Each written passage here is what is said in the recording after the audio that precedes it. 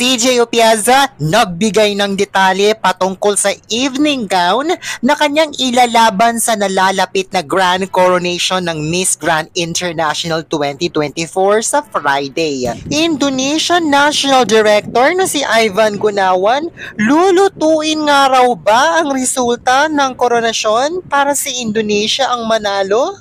True ba to? I will do it. Oh my If God! Nova win, I will do it Indonesia as a host country. Wow. Who are your three favorites?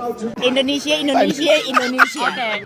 Pasabog ang naging performance ng pambato ng Philippines na si CJ Opiaza kagabi sa preliminary competition sa evening gown, kung saan ang napakaganda at talaga namang pasabog na yellow majestic evening gown ang kanyang inilaban na inspired by Thai culture and heritage. Gawa ito ng magaling na Pinoy fashion designer na si Ryan Ablasa Uson dahil sa pinagsamang galing ni CJ Opiaza sa execution ng kanyang routine at sa napakagandang yellow evening gown na suot niya, nag-stand out si CJ Opiaza sa preliminary competition.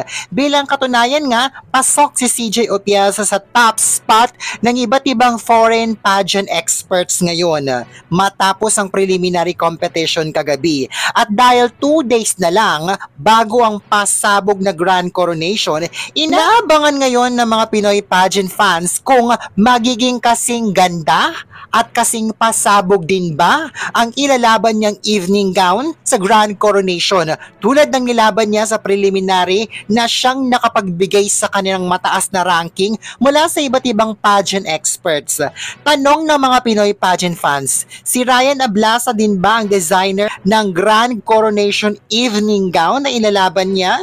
Kaugnay nito, ngayong araw nagbigay ng update si CJ Opiaza patungkol sa evening gown na ilalaban niya sa coronation. Ipinost niya ang 2 larawan sa kanyang Instagram story kung saan makikitang nagtungo siya sa office ng Pinoy fashion designer na si Mac Tumang. Makikita nga sa mga larawan na nakaupo si CJ Opiaza kasama ang kanyang team at ang fashion designer na si Mac Tumang. Ipinost ito ni CJ Opiaza ngayong araw matapos ang preliminary competition kagabi. Hindi pa nga kumpirmado, ngunit kung ang pagbabasehan ang latest update ni CJ Opiaza, posibleng si Mac Tumang nga ang designer at gumawa ng evening gown na ilalaban ni CJ Opiaza sa Grand Coronation ng Miss Grand International 2024 ngayong Biyernes na yan sa Thailand na alas 8 ng gabi naman mapapanood sa Pilipinas. Ngunit matatandaan na si Mac Tumang ang gumawa ng evening gown na inilaban naman ni Atisa Manalo sa katatapos lamang na Miss Cosmo. Ngunit sa kasamang palad ay naligwak si Atisa Manalo sa evening gown competition sa coronation ng Miss Cosmo dahil sa suot niyang evening gown.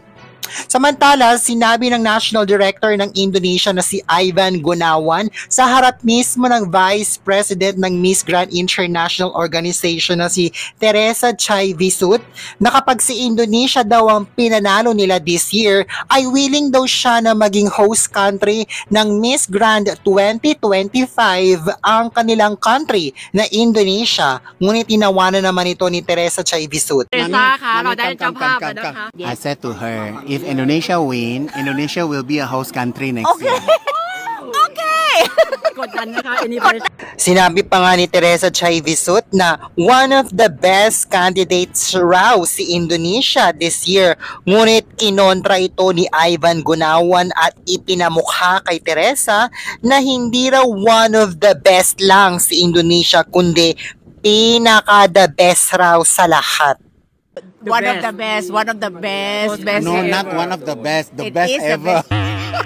Ayan, anong say mo na si Mac Tumang daw ang designer ng gown na ilalaban ni CJ Opiaza sa nalalapit na Grand Coronation ng Miss Grand International 2024 ngayong Biyernes na yan?